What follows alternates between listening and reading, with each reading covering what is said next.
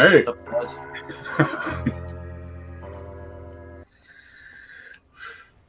Oh, What's happening? freezing. Freezing. Oh God, tell me about it. Yeah, it is here. So. Yeah.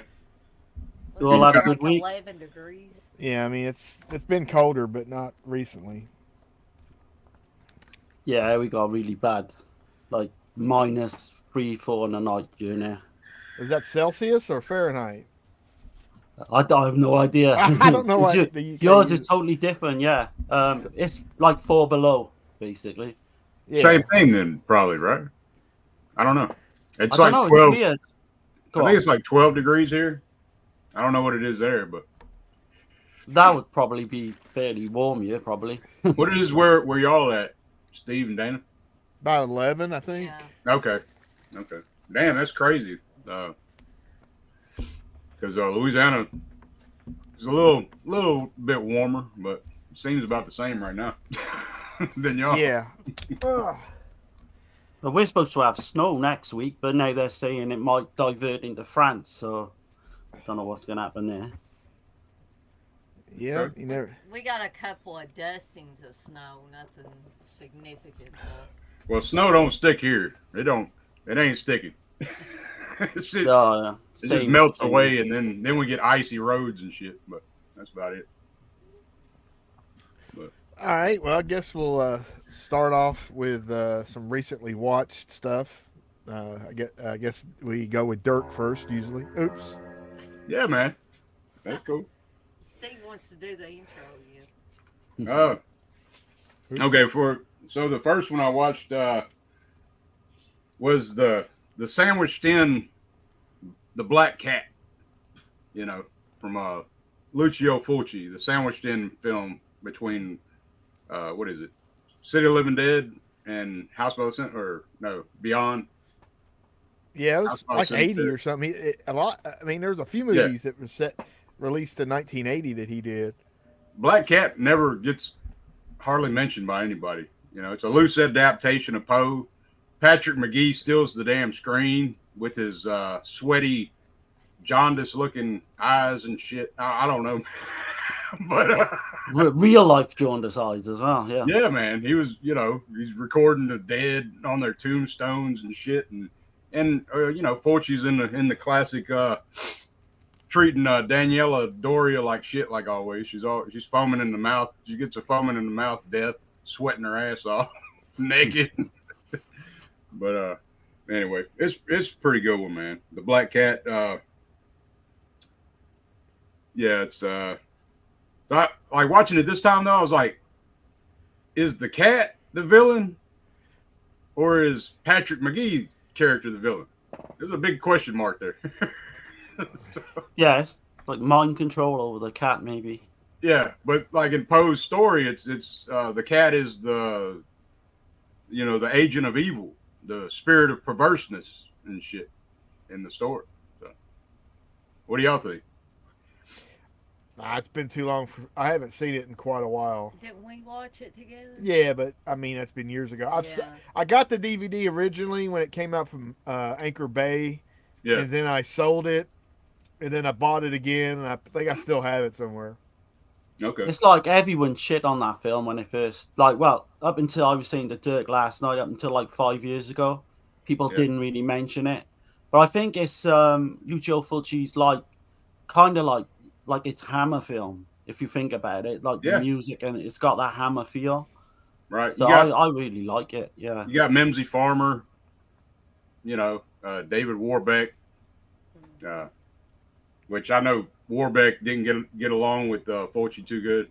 And Fulci pretty much said he was a big old pussy, but whatever. Yeah. I think he was on about his homosexuality and that. I don't think Fulci was a big, homosexuality guy. So he mentioned that? I think so. Yeah, I think that was the reason. Oh, I didn't think he was out. Was he out back then? Oh, maybe not then. Maybe not. I didn't know that. I just I'd heard that with the scene in the Beyond when Warbeck was handling the pistol. Fulci assured him that it was safe, and he was all like, Fulci considered him being like a big old wussy about it, but I don't know. They must have got on to a certain degree for him to, bring Why him would back. you keep working with him? Right. Unless there was some kind of like, somebody else wanted him with money, but I don't know. Yeah. I don't know. Catcher. But yeah, I highly recommend Black Cat. I think Dana, if you've never seen it, I've seen it, but it's been a while. I think Steve and I watched it together. Yeah, it's been too many movies ago for it to keep any record of. Yeah. But I remember scenes of it, but not the whole story. So it'd be like the first time. Yeah. Yeah. I highly recommend. Go into it thinking of a Hammer film, and then I think you'll get the most out of it. Yeah, with the Poe story, twisted. Patrick McGee steals the show. You got, and you got Dagmar Lasseter. I guess that's Dagmar. Yeah. So she's an older Dagmar, but she's still good. hot. How would you rate the Manhattan Baby? Oh man, no. That's got to be one of the worst Fulci films. I talked about that. Do you think? I think that Katerina McCall was going to be in that movie, but I don't really know for sure. But it was like she was going to be in another one of his movies, and it that time period I would have to be Manhattan Baby. Yeah. I like the score. I think the score is amazing. I had the music before I ever saw the movie from Napster.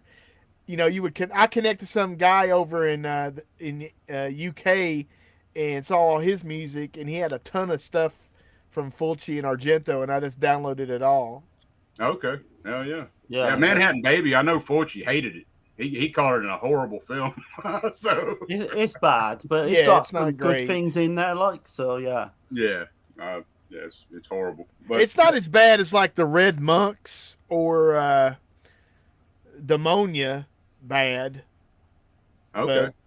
But yeah, I still need to see Massacre Time, and I need to see For the Apocalypse by Fulci. Well, maybe in the next little bit. Okay. Yeah, because I ordered that Savage Guns. Me too. I haven't worked my way in it. I was going to start one. I might start one today. I'm saving that one for a little later though. But there's one they had a Barnes and Noble I want to watch. They had a Barnes and Noble Arrow sale. Yeah, I saw that. I got it for 50% off, so I was happy about that. So, yeah. Yeah, that's hard. Cat in the Brain versus Manhattan Baby. I don't know. I need to see Cat in the Brain. Yeah. Okay, I just can't finish Cat in the Brain. I tried it twice. I just Sodom's Ghost. God. We're digging I haven't them seen up. that either. What the hell? I know Fulci's got shit tons of films. Oh yeah, like Door to Silence or whatever it was. That was the one that Dead Pit said was awful, I think. And then there's a couple other. There's at least one more. Devil's Honey. What? Sorry. How about the Devil's Honey? Well, that's awesome. That's coming up. That's coming up in my recently watched. You have a saxophone sex scene. I mean, come on. Yeah. You got some sadomasochism. That film is crazy. But yeah, so that's the Black Cat. I highly recommend it, man. It never gets talked about, so I figured bring it up a little bit. But then the next one I watched was Forbidden Photos of a Lady Above Suspicion, another Dagmar Lasseter. Nice. I guess that's how you say her damn name. But her name's Minu or Minnow. Minu. And she's made to have sadistic sex games with some stranger. Fucking, he's trying to blackmail her, saying he knows her husband killed somebody, and he's gonna turn his shit over to the cops, and she better get it on with him. And I actually thought that one was pretty good because didn't you buy that from Wild and Woolly during their? Oh man, it's a great sale. It's a really good one. It's got Ernesto Gastaldi wrote it, so it's everybody acts. The acting is great in it. Everything's shot really well. Highly recommend that one. Yeah, underrated that is. Yeah. And then I guess the last one, I watched that damn documentary finally of Fulci for Fake. Yeah. holy shit, man. When I got through watching that, and then I watched all the damn extras and shit, I had to go in there and hug my wife and kiss her and shit. I was so fucking depressed after watching that shit, because that was some sad shit about Fulci's life, man. And my wife's like, what are you doing? I come in there, I was like, I'm just coming to give you some love, because damn, this shit, man. I'm very thankful, because Fulci had it bad in the end, man. And listen to his daughter in that wheelchair and shit, man, I was like, gosh damn, man. It was but yeah, there's a reason why Fulci looked like about 50 when he was in his 30s. You know, he did have a hard life, you know, losing his wife. Yeah. But he had gambling issues, he had health issues, and it just all it all ended badly. Yeah, Giovanni, when I interviewed him for my fanzine, Steve's gonna make faces. But anyway, he talked about Fulci had several tragedies in his life, and he felt like that's what had made Fulci so bitter and hard to get along with and all that. Yeah, absolutely. Yeah, he was definitely a broken, sad individual. But it came out, I feel like it come out in his damn horror films more. Like you could actually see some shit that he like in The Beyond, it's all dealing with time. And shit like that. But anyway, I'm not gonna go too much into that. I'll let somebody else take it away. But that's my 3 that I checked out. All right, who's done? Right. So the first one I watched was Dead of Winter. Again, let's get the glare. This is I can't see it, Darren. Oh, it's too glary. Yeah, this is the better. Yeah. That's very. It's I'm just messing with you, man. I know. This is in the Slasher Classics collection. I don't know why, because I wouldn't even say it's a slasher film. So it stars Mary Steenburgen and Roddy McDowell. So you got Katie, the struggling actress. She's selected by Mr. Murray for an audition. He takes her to this mansion in this big, deserted location to shoot this video. She soon finds herself in trouble and tries to escape. So you've got basically set on New Year's Eve. You've got the snowy setting, and it's all over, set all over the new year, which is awesome. Everyone in this is like a real 9 out of 10 performance. You've got Roddy McDowell plays totally against type. I think I can give us that much away. And he plays sinister really well, I think. You've got Mary Steenburgen, I think is really believable as this vulnerable actress. She basically got to get away from these 2 guys who setting her up for this new film. So where this actress has fallen out of this, fallen out of this new film, they got her in and they do her up to look exactly like this actress to carry on the role. But things obviously turn sinister, and it's like a cat and mouse scene. At one stage she wakes up and her finger's been taken off. So yeah, I won't say too much more about that, but I highly recommend it. Like a 7, I would say. Dead of Winter. Get that one now, Steve. Yeah, it's a New Year's one, so I didn't even know about that one. Yeah. You have to wait, Dana. You done bought 11 movies in the last couple of weeks, so we need to. Hey, I got 8 of those with gift card money.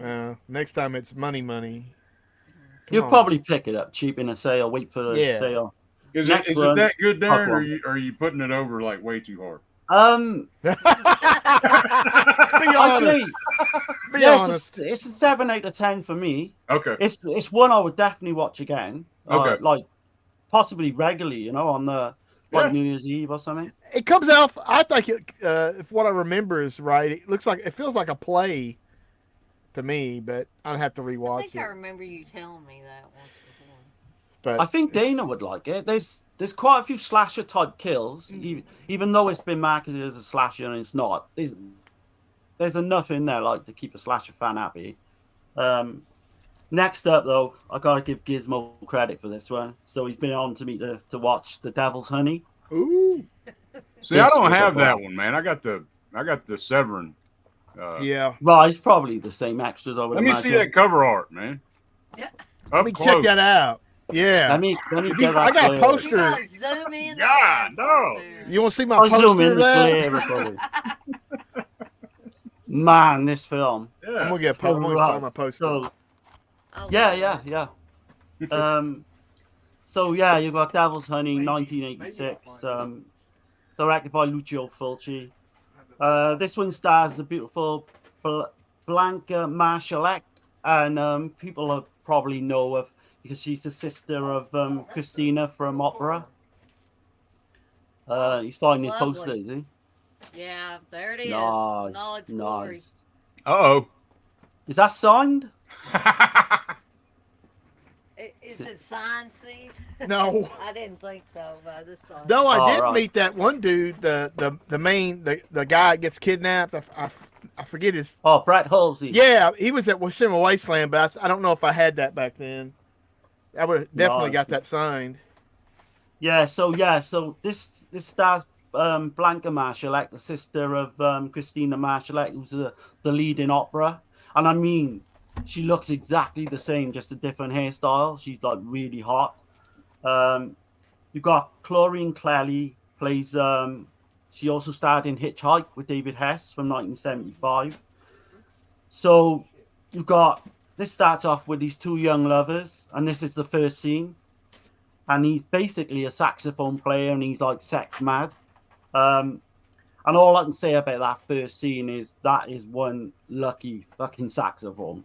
Man, I am telling you, it is crazy. So you got, Jessica's like boyfriend, like I say, he's sex mad. He's trying to get it on with her every opportunity. And then we show you this doctor then, Dr. Simpson, who's played by this Brett Halsey. He can't get it up with his wife, so he's got to visit prostitutes and to get his kicks. There's a mad scene where there's like a hand job on a motorbike. Music boxes.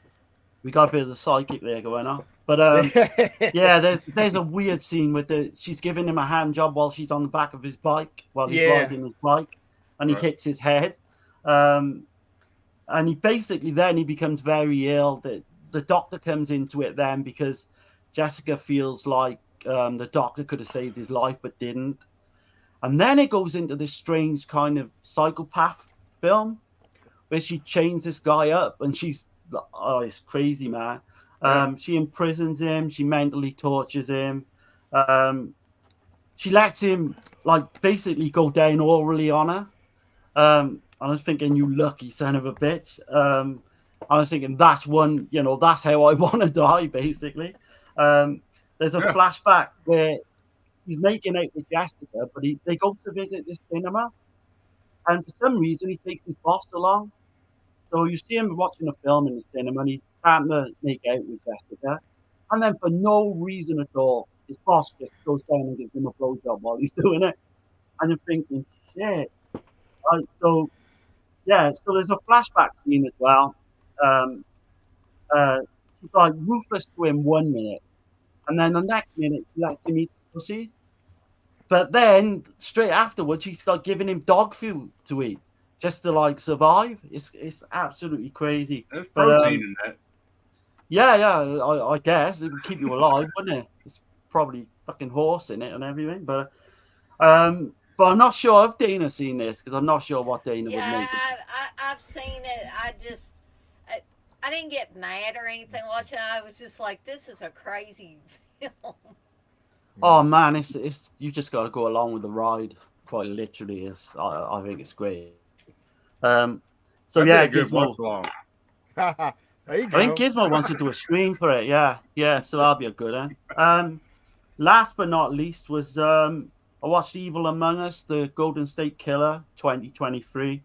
So this is a documentary on Joe D'Angelo, who was famous serial killer. Now they caught him about 3 or 4 years ago. So I follow like all these serial killers.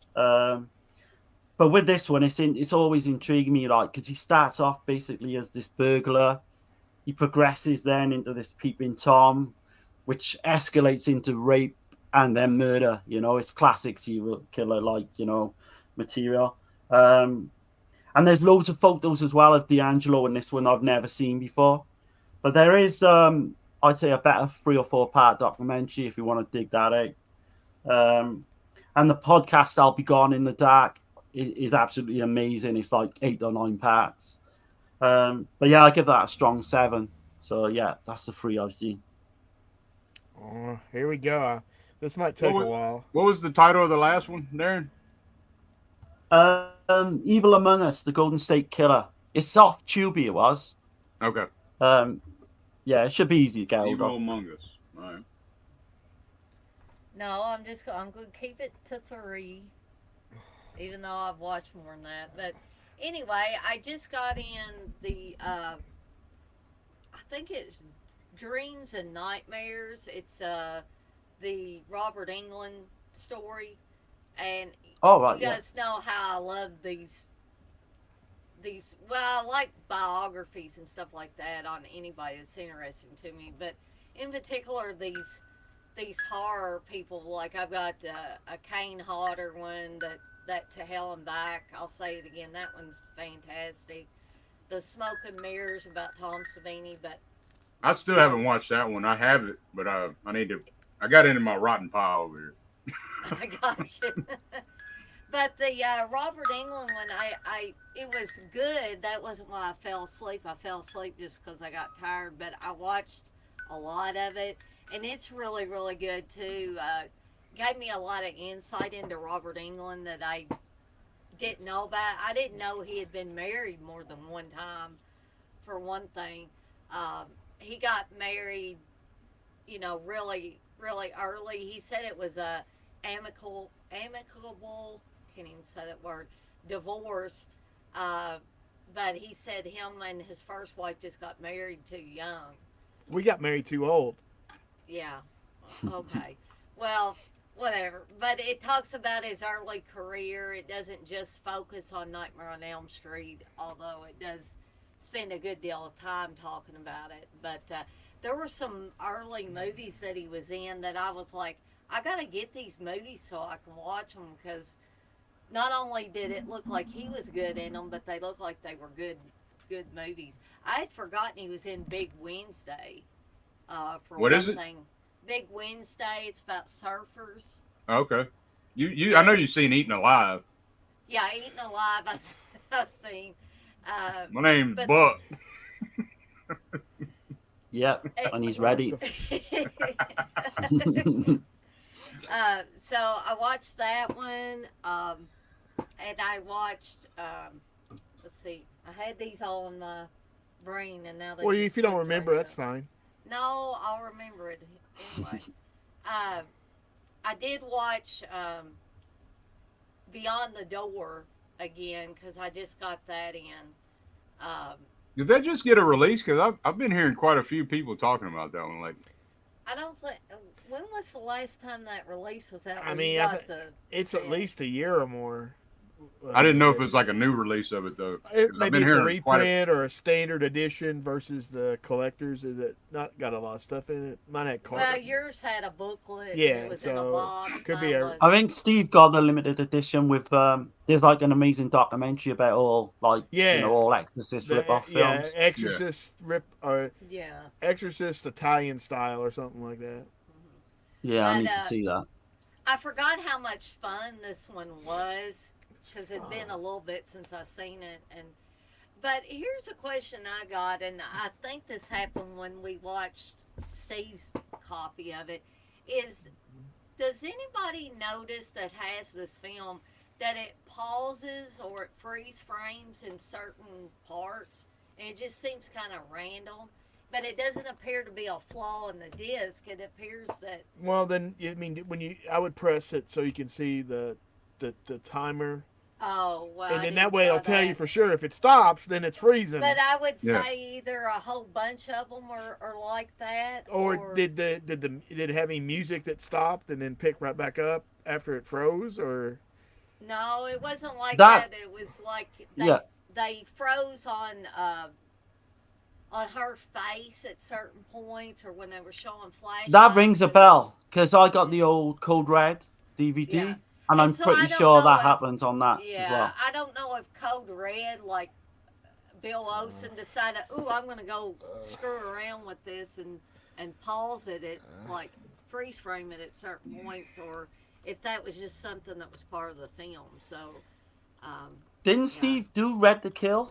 Yeah, I was going to say that I tried to stream it on Twitch and got the channel banned for a while. That's the one, right? That's the one? Okay. That's the I got it mixed up with Maniac Driver. I was thinking of it, yeah. So yeah, I don't know about a Chinese. It's definitely got some mystery to it, but it's the Cat 3 and exploitation elements kind of kick it from there. And so I guess I'll talk about these real quick. I don't have to go into detail about them because, I think everybody's probably seen them. But I had kind of like a triple wintertime threat. Triple threat. Or no. Two. Because I didn't watch the other one. But all right. Oh, I can't do. This is bad, right? You got. I was giving Darren the finger, I guess. Yeah. Accidentally. Okay. Oh, that's the finger? Something like that. In UK, I guess. Oh, really?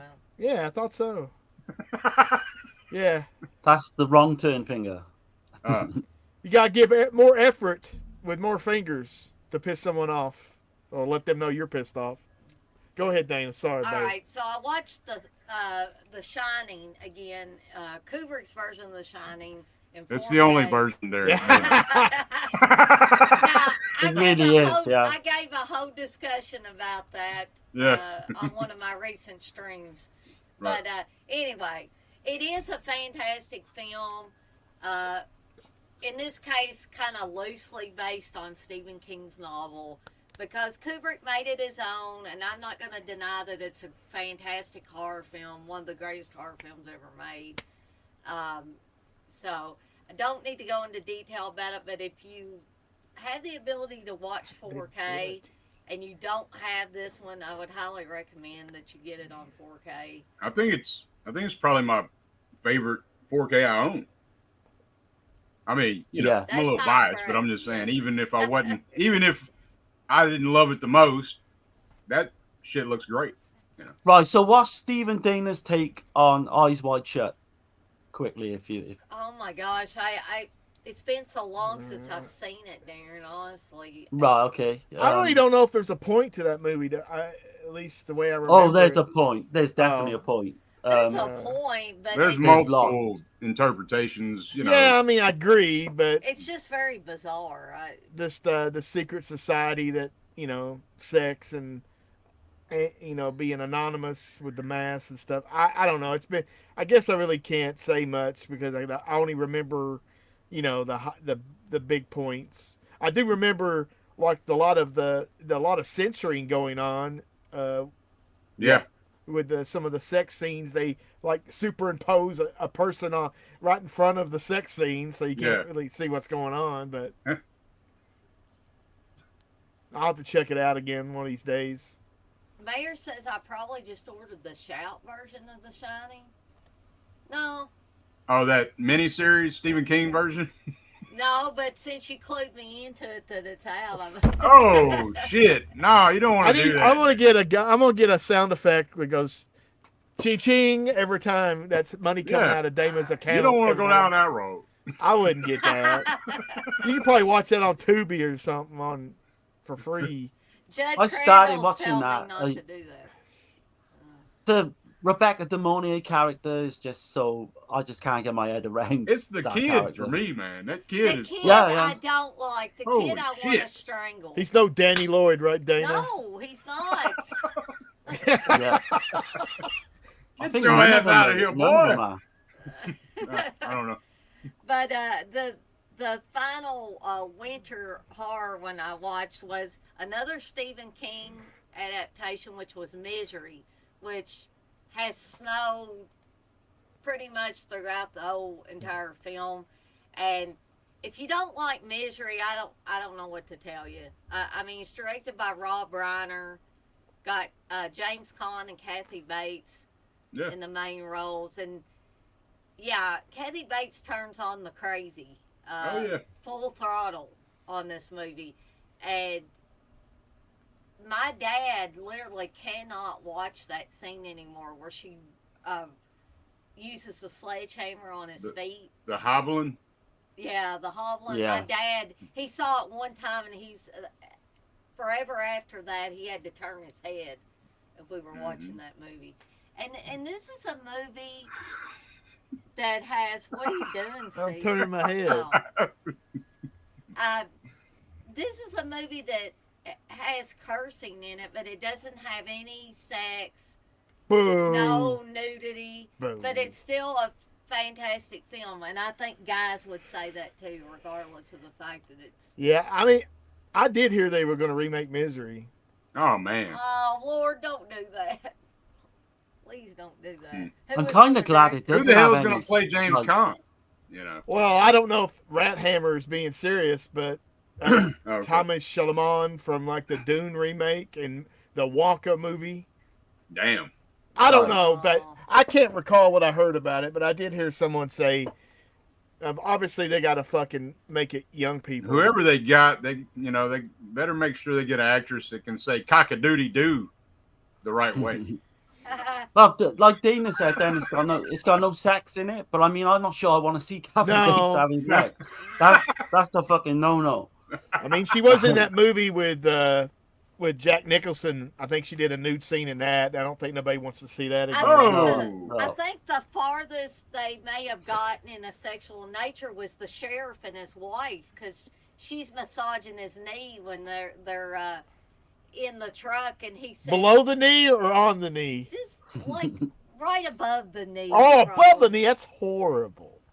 I'm gonna turn my head because of that. That's the no-no zone. And he says, Virginia, he said, when you're in this vehicle, you're not my wife, you're the deputy. And she says, well, this deputy wants to be at home under the covers with the sheriff. I always found that scene comedic. That Stephen King can write them, right? Yeah. He's the best writer in the world, Steve. In my opinion. Has anyone seen the new Stephen King documentary? It's supposed to be really bad, apparently. I watched a little bit of it, but the beginning of it was so. That it was just like trying to make a mini movie, but it wasn't. It was stupid, and I turned it. When the talking heads appeared, I was checking out. Oh, yeah, I don't think I'll bother getting that. Then. I mean, I didn't see anything that would be that interesting. Yeah, I don't think I want to watch all that because it seemed like it was a mess. It seemed like somebody didn't know what they were doing. I mean, I guess they're trying to be artsy and try to do something different, but you know, they didn't pull it off. All right, is it my turn? Yeah. Wow. Okay. So, scouring my archives of movies, I found this one movie called Arcane Sorcerer. And what's the guy's name? Poopy? Either Poopy or Pupy Avati. Oh, that's when I think Steve sent me that a few years back. You talking about Avate? Or yeah. Okay. Yeah. So this is like sometime in the 90s. This guy, I don't know. He helped this woman get an abortion or something. Is all I can remember. And he had to leave town, so he leaves and gets. I guess maybe they sent him there. I don't know. I can't recall, but he's there and he's helping this guy, this Monsignor, and everybody's telling the Monsignor's kind of into the occult and stuff, and he's basically trying to talk to. He says he's trying to talk to somebody on the other side of the world, and so he has to do all these weird like fasting and bleeding and all kinds of nonsense. Get real cold, and to communicate with him. Oh wow! So he's got to self-torture himself. A little bit, but there's more to the story. But I don't know if I want to give anything away. But I mean, it's not that great of a film. I didn't feel the payoff was anything. I kind of figured out something during the movie. But yeah, like I say, I don't know. I mean, it didn't appear. It appeared like it was shot digitally, or maybe it was just the style. I can't tell. It didn't feel like film. It almost seemed like he was making it for like cable or something. even though it was widescreen and stuff. But I don't know. The second one, which is not going to interest anybody here, most likely, is called Farang. It's a new kind of martial arts action movie, and it's a French movie, and I guess the French in Thailand have some type of connection, and so this guy is getting out of prison or a work release or something for some crimes, and then his gang wants him to do stuff again, and he goes, "I'm not doing anything," and the next time they get him, they chase him into this abandoned building, and he starts fighting with them, and he accidentally kicks this one dude out the window and kills him, and he runs off to Thailand. And then 5 years later, he's got a wife and a kid. It's not his, but I think she's also pregnant with his kid, and he's working at a hotel and stuff. They want to buy this land by the beach to build a restaurant or bar or something, and this other French guy is bought it, and he says, "You can have it if you do this favor for me." And just, I guess he's smuggling drugs or something into the airport. Well, anyway, that goes sour because I don't know if I don't think it's his fault. I think somebody tipped off the cops or something. And then so the French man gets all his gang together, and they come and attack him, burn down his house, and kill his wife, and then take his daughter. And they think he's another, or they think he's dead too, but he gets away obviously. And then he once he gets awake and recovered, he starts looking for his daughter, and he starts beating the shit out of everybody. And it's a pretty good movie. I've heard about it for a little bit because it's supposed to come out soon, and watched it yesterday. It's worth a watch. I don't know. Is it kind of like same kind of structure as like Death Wish or something? No. He's looking for his daughter though, so his daughter's still. At least he thinks at that point she's still alive. Which, spoiler alert, she is. Oh! So sorry. Damn it. Why would they do that? How shitty would a movie be if he's looking for his little girl and then she's dead? Well, that's what I said, but at one point you said she might not. Well, I was thinking, they convinced me, they fooled me that she might be dead. But yeah, he's like beaten. I mean, it's kind of like it's not like parkour or anything like that, but there's a lot of actually it's more Muay Thai fighting and a lot of elbows and knees and a lot of knives and machetes. So is it better than Kickboxer?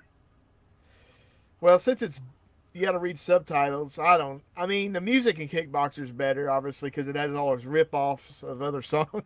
Right. But no, I don't know. But it was pretty good. I watched another one last weekend real quickly. It's called Blind War.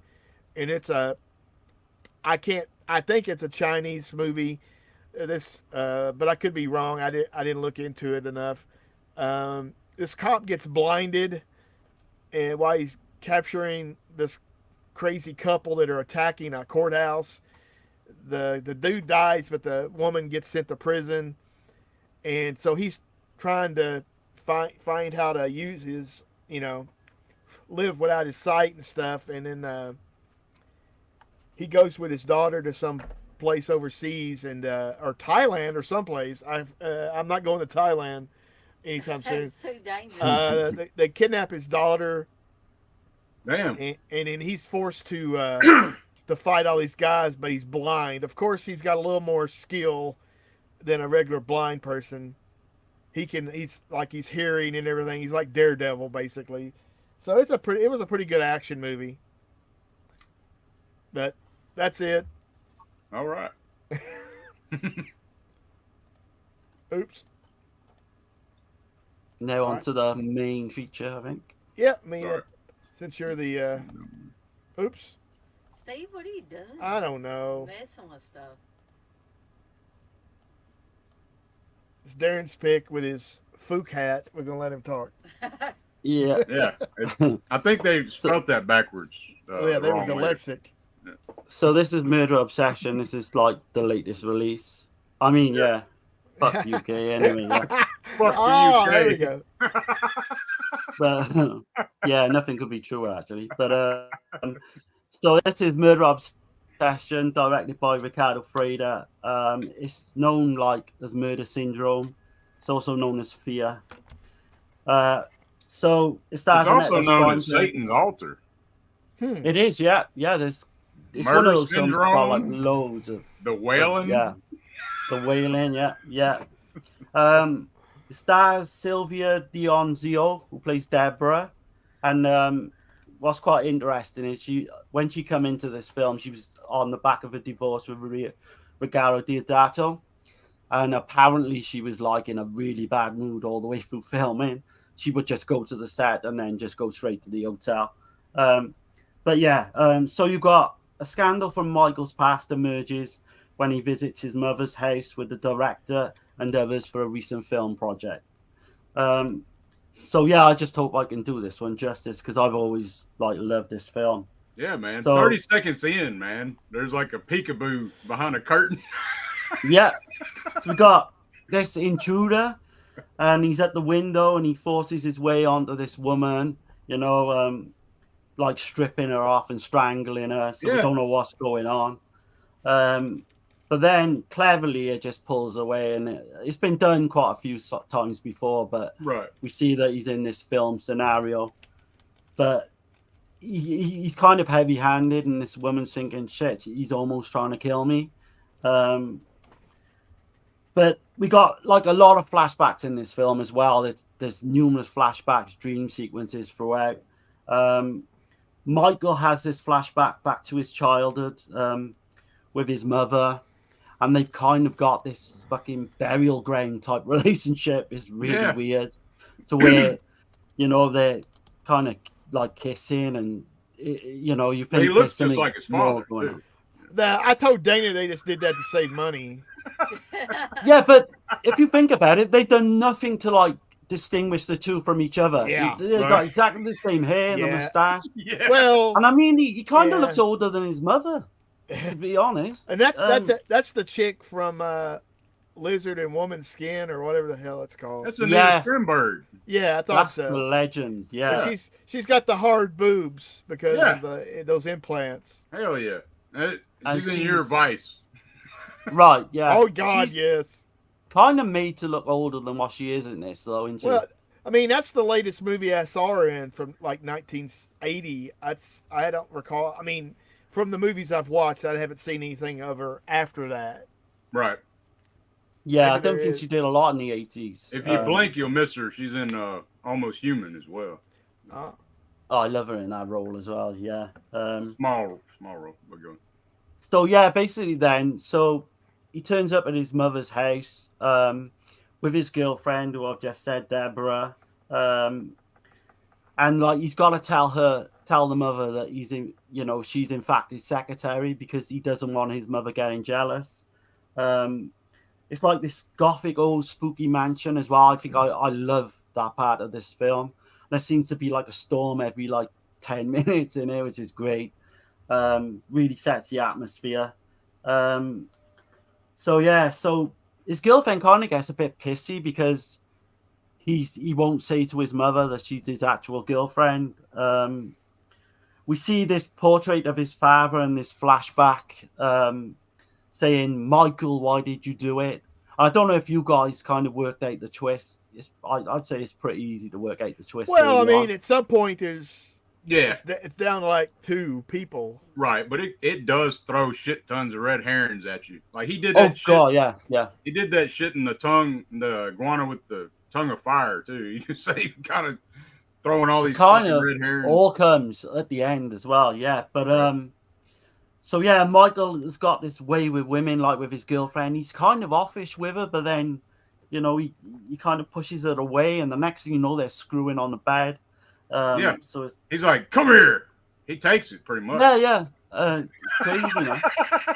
But then we bring in the other characters there, and you've got, the filmmaker character. You've got Laura Games that comes in. Yeah. The Black and Manuel films. I thought Steve would like that. And have you noticed, Dirk, that the talking in this is the same as the other films? The dialogue is really bad. Yeah, the dubbing's hilarious. I need to watch it in Italian. Well, see. I mistakenly watched it. Yeah, because they put the dub version underneath the special features, so we watched the subtitled version. Okay. Right. Yeah. So I don't mind the dub version, to be honest. Okay. It's hilarious. So I was laughing my ass off through this movie. It are you is. supposed It's to? like, Okay, I'm hoping you're supposed to be laughing. I don't know. no, it's just fun, I think. Yeah. So you've got the Laura Games character, and she goes off and starts sprouting off all this like voodoo shit. Yeah. And there's like a serpent bracelet that comes into play, and like a necklace later on in the film. But yeah, like I say, there's this figure in black basically then, and they're going around the house. He tries to drown like Laura Games' character, and gets stopped in between. And then you see some dude come out with a fucking black glove with a fucking blow dryer in his hand. Yeah. And yeah. And he says he does it because he didn't want to get shocked. And I'm like, have you heard of a towel? Yeah. Right, yeah. I mean, I was dying on that part, man. The strange thing about that, though, the strange thing about that scene, right, is so she's almost been like, drowned in the bath, and then Shirley, her friend, who's actually played by the lead girl in Eyeball, Martine Brocard, she turns around with this cracking line. She says, "I think you imagined it. Maybe you shouldn't have had a bath when you're tired." And I'm thinking, fuck. Yeah, right. Yeah, that was hard. Yeah. But man. I gotta say this about that scene though, because I said it to Steve. I was like, and you guys are probably gonna say, but it's Laura Gemser. I'm not a big fan of Laura Gemser. I'll just say that. Yeah. But anyway, I said, shit, all that, and she ain't even dead. I said that was just an excuse to show her tits. That's all that was. Yeah, probably. Yeah. And it works as well. Yeah. I've got to come on. I've got to do this next scene justice, basically. So, I mean, I love this scene. This is the reason I love the film so much. For me, it's like Freda's best scene. So you've got the girlfriend. It starts off, and you've got these weird footprints going up the stairs, which is done really well. It's kind of, you're thinking, what the hell's going on? A black glove, like deformed face creature grabs Deborah. One of her titties pops out as she's like walking, like trying to run away. Right. She sees doves. She gets caught in this big, huge, like spider's web. Yeah. Oh yeah. And it comes from nowhere, and it looks hokey, but I just love it. This shit works. Yeah, it works. It really does, yeah. Don't we have her boobs hanging out, or at least one boob hanging out? Yeah, her titty pops out as she's running 20, away. 20 minutes. And some bright white cotton panties. Yeah. And then you've got the house by the cemetery thing with the bats coming in then, which is great. Yeah. One of her goes in her mouth, don't it? Yeah. And of course, then, the titties come out properly. You got blood dripping all over her tits. She's strung up in this strange, like, ceremony. It's great. Black magic's going on and all that shit. But I mean, that scene alone, holy I think. Shit. I did not, like, watching this. This is the first time I've seen the film. So I didn't expect none of this shit. I was thinking a more serious type film, Oh god, yeah, it's not serious at all. But yeah, she tells like Michael of a dream then, and this bird gets like its head chopped off, and she's forced to drink the blood. There's giant tarantulas attacking her, like the way I look at it, it's like Fulci on acid with those big fucking. Did you see the hands? The tarantula legs turns into hands and shit. Yeah, it is. I don't know. It's a trip, man. Yeah. But yeah, and even the mystery element then is not even come into play because he just comes out the blue and randomly says that he killed his father and can't remember anything about it.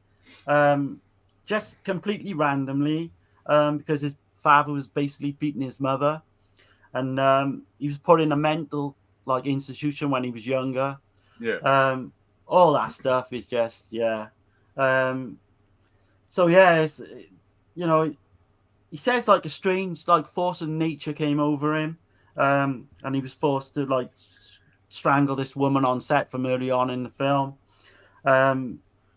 but for some reason then he's compelled like to openly have sex in broad daylight with the Laura Games character. Yeah, you know, the one he was trying to kill basically at the start of the film. So yeah, he wakes up there and she's stabbed to death, or I think she's cut, isn't she, with like, she got you a know, big white old vagina thing. on her stomach. Yeah, like a split ass all the way through. Someone And you can't forget he's rubbing her leg, and his hand goes into her bush. Yeah. Yeah. Then he feels the other vagina. So right, yeah. But this is where, like, even now it just gets crazier and crazier, because you got Hans there in the filmmaker. He gets his head smashed in with an axe, and it looks hokey as fuck. But it looks great. It's funny in that. It is great. I thought it looked like Michael Myers a little bit. It does. Yeah, it does. It's like a paper mache version. Yeah, paper exactly. mache, like poor man's Michael Myers. Yeah. But yeah, so you've got this black glove killer there, and he's watching Deborah and Shirley. There's this dark room up in this attic, you know, where Shirley's kind of getting these developed photos that we think the killer's, you know, taken while he was killing, you know, these various people. Deborah tells the mother then that her and Michael like are in love. And there's that strange like necklace like the mother's wearing that we don't know, you know, why that's significant at that point. Right. I don't know how far you want to go into like spoiling this. I mean, we've gone like far enough, I suppose. You know, might as well go all the way. Yeah, spoil it, shit. Yeah. So Deborah sees the head of Shirley then. She goes running through the woods during this storm. He's grabbed by someone with black gloves. Michael basically thinks he's like mentally ill and he's killing people. All these things are going on. It's great. And then we got Michael's mother then tells him like he hasn't killed anyone. And basically the father was unfaithful. Oliver, who's like this really strange fucking, what would you call him? Like the housekeeper? He's kind of like the guy in Pieces, right? Wasn't he like he was like the star of like a Citizen Above a Suspicion or something like that? He was like the I've seen him in another one too. Yeah. What is he was in Torso as well. Torso, yeah. John Richardson. Yeah. He's been in loads. Yeah. He's one of those Giallo Essentials sets. I can't remember what the damn film was though. He's been in like he turns up in everything. 9 Guests for a Crime. Yeah, that's right. Yeah. So yeah, you know, she's saying the killer was, you know, Oliver. Oliver was in love with her, basically obsessed with her, and he forced himself on her, raped her, but apparently that was okay to continue having sex with him. It's crazy. She had to submit, apparently. Right. So Michael's father or whatever. Yeah. So she must have just it doesn't make a lick of sense, that bit. Right. Michael's father catches them in bed together, like Oliver and him has this fight, which is so funny. And then like they basically come up with this idea to blame young Michael for the murder. Oliver recalls this message then before he commits suicide, basically implementing the mother and saying the mother's, you know, the one like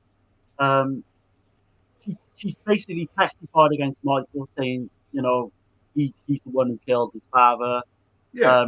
He seems to be okay with that, Michael. At that point, he's just like, yeah, you know, let's go and get, you know, fucking. It's just completely crazy. But then it all ends up in this like with this black magic type plot. So yeah, with this one, it like. So, how am I going to say this? So, the psychic powers right. of Oliver. Apparently, he has psychic powers. Yeah. The mother as well kind of lured Michael back to the house to get him there. She's jealous because Michael, like Beryl, you know, the Emmanuel black girl, and ordered Oliver to kill her. The mother followed them to the woods where, like, basically she was the one doing the killing, taking the photographs of the crimes. Deborah recognized the necklace the mother has on during the Black Mass from the dream. So we find out that it wasn't a dream, it was real.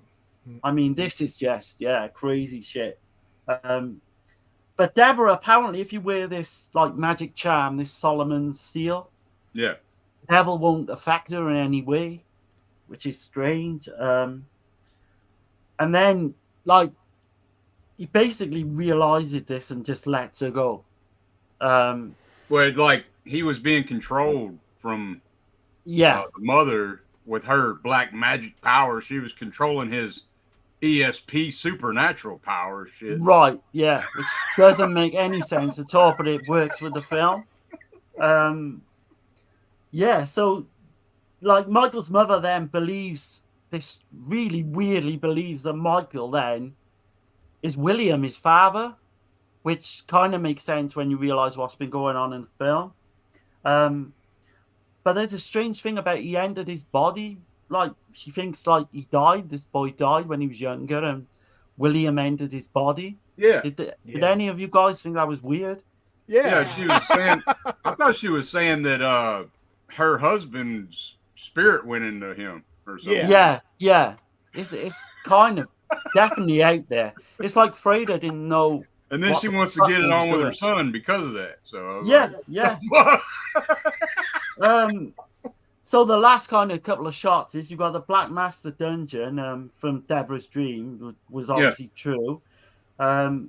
He finds the whole, like, murder photos. The mother then goes on and kills Michael, and then I like the last shot of, like, I know we're spoiling everything, but Deborah then is locked in and screaming, and then the fucking credits roll. Yeah, she's like, no, let me out. Yeah. Then you see the mother holding the son. It looks like Mary holding Jesus. Yeah, that's something. what I That's thought exactly too. what it looks like. I think that's what it was implied to look like. Let me out of here! And then the fucking door closes and shit. So that's Murder Obsession. I think it's like 90 minutes of just complete fucking fun and it's batshit schizophrenic. crazy. Yeah, I think that's it's the Freda's best way to describe. Would you say it's Freda's best film? Because hell no. No. I would say for me, it's my favorite, but it's not his best. I think the Klaus Kinski one is probably his best that I've seen. But yeah, I want to hear all your opinions on this. I mean, I had fun with it, man. It's a fun ass movie. I gotta get it now. I just wondered the difference between the Raro and then that release you got.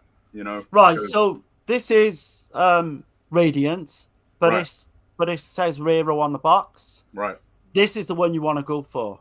There is a few scenes in it that go back to, like, almost videotape, but they do that a lot. But I mean, the scenes is absolutely stunning. When it's done properly.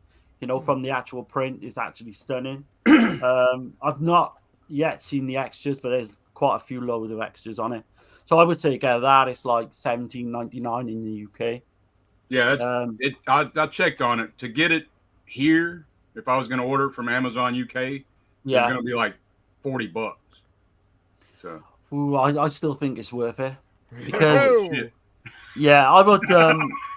I would say I'd probably go out of print as well, not in that label. I want to hear what Dana thinks. I really do, because I'm like that. I don't know whether she's going to like it or not. Now, Steve, would you stop? First of all, I'd like to say I don't hate it, but at the same time, I don't envision myself going back and watching it again anytime soon. I think my favorite part was when Shirley gets beheaded. I was like, well, I like that effect. That was great. I could do without Laura Gemser, but I'm not of the male persuasion, so I think I'm just sick to death of Laura Gemser, because in this house, Laura Gemser's been on our television screen way too much. No, I tried to watch one movie from that set, and I couldn't hear it. It would go on and on. I said, forget it. I'm not watching no more. So I've watched watch it one in movie. private. Yeah, that's what I'm gonna have to do. Yeah. Well, I think the blonde. Yeah. Yeah. I gave $200 for that set. I need to watch it, Dana. Yeah. Well, watch it when I'm doing a movie munchies or something like that. Well, but no, we'll hear Steve going. You hear me moaning. Okay, here's the thing. I don't know if other men do like Steve when they see what they believe to be a good-looking woman on there. But I get tired of every 5 seconds Steve's going, look at I do that. I do that as well. Okay. I mean, that Emmanuel box set would be a good watch along with J Real. Holy cow. I do that. I just do that because she's there. I'm too lazy to do that if I'm watching myself. Bullshit. Oh, I'm not going to. I'm 50-some years old. I'm not going to go, hey. I don't know. I still do. So you do it to annoy me. Well, I guess I'll never know. I was lucky with the blonde in this film. I think she's like amazing looking woman. Stunning. You can tell why Diodato was married to her. I wonder how many takes they did with that one boob popped out, running down the hallway. It is perfect. And that was sort of like, to me, that whole scene was sort of like that scene in Torso where the girl's running through the woods forever with both her boobs hanging out. Yeah. That was classic. That's a classic scene. I love that scene. That's a great. Again, I think you're outnumbered, Dana, on that one. Again, I'm not of the male persuasion. I'm not lesbian, so that stuff absolutely does nothing. Wait, look, also because of that movie, that's like so stark looking for some reason. That entire sequence. No, the one for Torso where she's walking out in the woods. No, it's like a dream scene. It's like all misty and real foggy, misty like. Well, it was atmospheric with the boobs. All right, go Dane. Okay. But I kind of liked the, throwing all those red herrings in there and that there was kind of a mystery going on. And I'm not so naive that I don't know that they pretty much have to throw in the sex, the nudity. I've watched plenty of slasher movies with stuff like that in there. But I don't know. I just think sometimes they know they got these beautiful women with nice figures and everything, so they just overdo it. I think they overdo some of that stuff. But don't they do that in all slasher films though? And I know Dana loves the slasher films. What about that? Hypocrite. No, I'm not trying to be a hypocrite. I don't want to spark an argument on it. No, it's okay, dude. No, but I was convinced Dana would like it. I thought she would have liked all the slasher stuff. Right. Freda was away for like 10 years before he made this movie. I heard that. Yeah. So he made this basically to come back. This was like a stepping stone to come back into like going on to make something even bigger. Like, I gotta get in here with the rest of them. Shit. Yeah. Which he never got around to doing, which sadly. But his films are like eye opener for me because we watched all 4 of his giallos this week, or 3 of his giallos, and I think he's never going to be taught with the likes of Fulci or Argento or nowhere near. No. But he's an interesting director. He definitely was Baba's mentor, I would say. He was. Yeah, definitely. And that comes into play in this as well. You can kind of see, the gothic. I don't know. Element I looked up a little bit about the film. So, in 1969, Fabio Piccioni, he wrote a short story, and then he sold it to Salvatore Argento, and he took elements and made Bird with the Crystal Plumage and Deep Red. Y'all from the script. That guy wrote, and then it was reused later to make this fucking movie. Did y'all know that shit? No. I was completely mind blown. So elements from that script made Deep Red, Bird, and this one. So there's an Argento connection, basically. That's crazy, man. Blown away by that shit. This movie, I must have saw something else and thought it was Murder Obsession. Steve was like, I don't remember any of this stuff. I remember Laura Gimser, and that's about it. I didn't ever see Pink Bubblegum. That's what I'm saying. There's a movie with her, and she's talking, and you see her tongue, and it looks like bubblegum, and I thought it was this movie, but evidently not. No. Must be something else. So did you like it, Steve? It was okay. I guess because at that point I was like, this isn't what I thought it was. And so I kind of, once they get to this remote location, that's kind of like, that's where everything's going to happen. It was okay. I'm not sure. I think the leading guy is very miscast. He's just really wimpy. Yeah. And he's the worst part of the film. Yeah. He also, that guy right there, he said Freda was mean to all the French actors in the film. Oh, right. Said he was real harsh and shit to him. Was he the only French actor? Maybe that's why. And then Gemser was complaining about Anita Strindberg with a knife and shit. And she was using a real knife in that one scene. Right, yeah. She was complaining about that shit. This must be really close to the end of where she was in movies. Yeah, probably I mean, definitely one of the last nude scene, if not the last one, because after that, I mean, I think that her guy died and she worked behind the scenes for a while before. I think she got married to a doctor or something at some point. Well, here's the thing about Laura Gemser too is Oh, boy. I think all the other actresses are better than Laura. I don't think Laura Gemser can act. Well, she's just there for she was a model, right? I guess. Yeah, that's what I thought I saw. She was a model, is how she got discovered. But yeah, I don't think she's there for acting, Dana. No, definitely not. If they did, they got the wrong person for that because. Well, she's playing the movie star or actress in the movie, so I think she did good in the bathtub and yeah. In the bed scene at the beginning. Her boobs did all the acting in the bathtub scene, I think, because that's all I remember seeing. But yeah. So yeah, like I said, man. So it's a good one. I give it I'll give it a 7 out of 10. Ooh, nice. Yeah. I'll go 8 because it's one I love. Man. It's fun as hell. It really is. It's no boring. It's not boring at all. No, it just flies by, doesn't it? Yeah.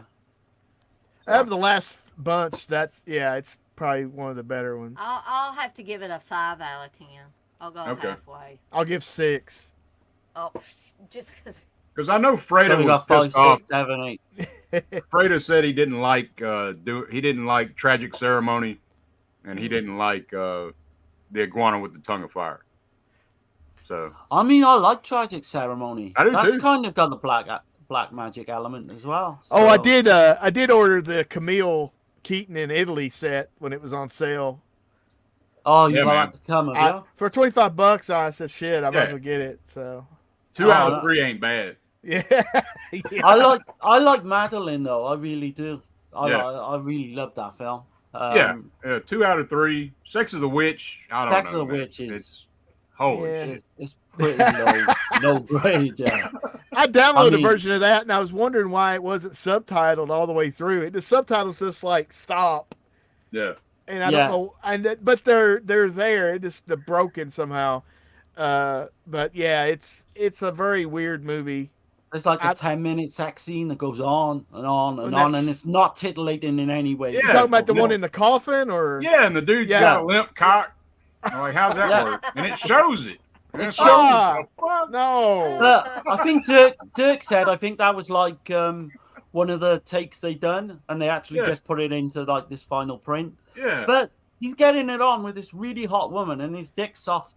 And I don't know. I ain't in front of like 15 people with lights and cameras, so I don't know. I don't know. Maybe I would be the same way. Come on, Steve. I mean, a young Steve, I would say. No, the youngin would be all right. Yeah. I would be broadcasting on the internet. I don't care. The cameras. But yeah, but this damn movie, man, it's like gothic, giallo, fucking satanic slasher, sleaze comedy, supernatural shit. Yeah, I don't know what the fuck it wants to be. We've got spiders, so we've got insect right horror as well. It's everything thrown in. And the black glove hair dryer. That was a classic. They come the hair dryers over there come with gloves just in case. yeah, that's crazy. Yeah, you got wet hands. Oh shit. All right, so I got the old Raro video version that was released over here. Okay. And it looked all right. I don't think it looked too bad. No. But I did not also see any extra scenes that might have been VHS sourced. Okay. So, I can get that one. I think the Blu-ray's worth getting for the simple fact. Oh yeah. Like that scene where she's in the spider's web and all that, the lighting of the dream sequence is amazing. They got it on blue on the Raro. Yeah, that's what I have is the Blu-ray. And it's significantly cheaper. I can get it for like $15, you know. Versus right. So yeah, 40. I don't know. Yeah. Considering the way you feel about it, you kind of you like it, but you're not where I am. So maybe go for the cheaper option. Yeah. If I can get it cheaper, man. I know it's £17 in the UK, but to get it here, yeah, like 40. So right, yeah. But wait for a sale because Radiant's do sales. Right. Okay. All right, so we're gonna. I'm dreading this, but there's Dana. Dana, Why is it look so What the hell? Why are we so dark? Well, because it filled up the screen. Oh, okay. Go ahead, Threw tell me them off. your pick for next time. Well, you're gonna be the person that doesn't want to do this one. I think Darren will go. Well, I want to see it again. I was looking to buy it myself, Okay. but since you bought it, I'm not going to buy All it. right. So my pick for next time is Don't Look Now.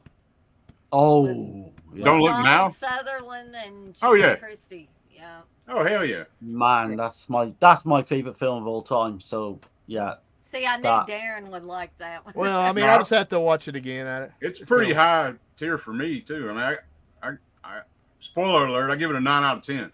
Whoa. So, Yeah, I can't wait for that. Yeah, good choice, man. Yeah. I talked it over with Steve because I know how he feels about it. I said, are you going to be okay with me picking that?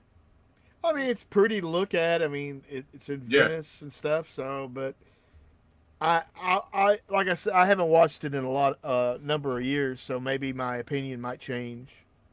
You need to with that one. You need to be like in a dark room on your own. Put your headphones on and like concentrate on every single frame of that film because there's stuff you might miss. yeah, there's some shit going on in there. Definitely, it's one of those rewatchable, highly rewatchable. Yeah, and it's freaky, man. And I just got the box set in not very long ago. Orbit had it. Uncle Bill told me about it, and I had to get it. So Dana, have you seen The Haunting of Julia? You know, that is one I've been playing around with buying, but I don't think I've seen it. Y'all heard about Tisa Farah, right? Yeah. Yeah. But The Haunting of Julia is the UK version, basically, of Don't Look Now. It's very similar. Okay. And of course, you got Who Saw Her Die as well, which kind of got similar element. Yeah. So, yeah, that'd be a good one. Yeah. Yeah. All right. Well, we'll be back in a couple weeks. With, Hey, can I show a few things I got from? I did a deal with CK. I was just gonna show them off right quick. Ooh. Sure, whatever. Yeah. Hey. Just a few things. So I got this one in Black Circle. Yeah. Did you buy that or? We traded. Okay. He got that for free, you know. Yeah. Is that I've never seen? Is that a new film? It's a Swedish film. Black Circle. It's got Christina Lindberg in it. Yeah. Oh, okay. But now it's kind of heavy, so it feels maybe 3 discs or something. But then I already had this shit, but had to get the slip. Well, that damn artwork. Nice. Yeah. I've become one of those cardboard enthusiasts. I guess. Yeah. But only certain ones though. But, yeah. And then the Kino Cult line, Alien Outlaw. Oh God. So I don't know what the hell that is, but It's got Lash LaRue in it. That's what I'm saying. Yeah. That cover looks crazy. And then Dark Power. Yeah, another Lash LaRue. Oh, that's terrible. I've seen that years ago. There's a riff tracks of that, so I figure I have to get all the Kino Cults now. So it's worth a watch. It's and then, funny. God. Lorna the Exorcist. Don't Hell you yeah. have that, Steve? He tried to give me that or trade shit with me, and I'm like, dude, no way, Jose. I'm not trading. I just want to know what Dirk traded for these things. And then I got a signed copy. Oh shit! Of Into the Pit. Wow. I don't know why, like the Dead Pit Boys hate that documentary because every time I watch it, I love it. I mean, it takes you right back to the time where we were all listening to Dead Pit. I like the stuff where they talk to them, talk to their families and stuff like that. But over the years, I can kind of see why they got kind of upset over it because of the slant. Well, they had multiple versions. They had one where they were going to Dead Pit versus Fangoria, and they couldn't get all that tied in, so they had to go with something else. With Uncle Bill wants out of Dead Pit slant. Yeah, that was the Uncle Bill goes to college. Yeah, Uncle Bill goes to college. Yeah, he crosses this creek to get to Wes's place, and it's great. I think it just adds to the documentary. But the components of the documentary are very good. I would agree with that. Someone needs to do an updated version, like. Well, they always talked about Out of the Pit. Yeah, like I'd love to see Jay Real maybe tackle it and do it justice, basically. I don't know. I mean, it'd have to be all remote because I don't think he's going to make his way. Somebody would have to get some money together to get Jay to. You could get John Carpenter on his case. Yeah, that's true. You can do it. So I traded CK for Funeral Home,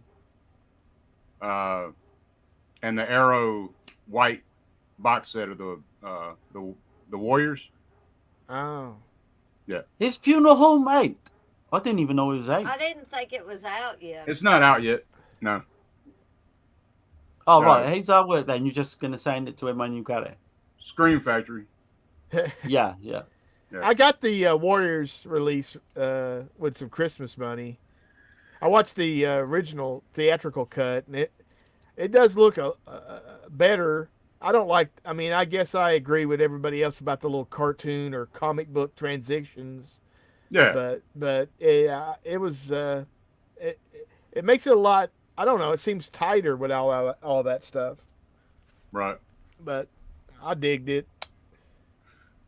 Hell yeah. So, all right. Well, we're out of here for a little while. We'll be back with Don't Look Now. Yeah. Don't look down. Don't look now. Don't look around. Don't look up.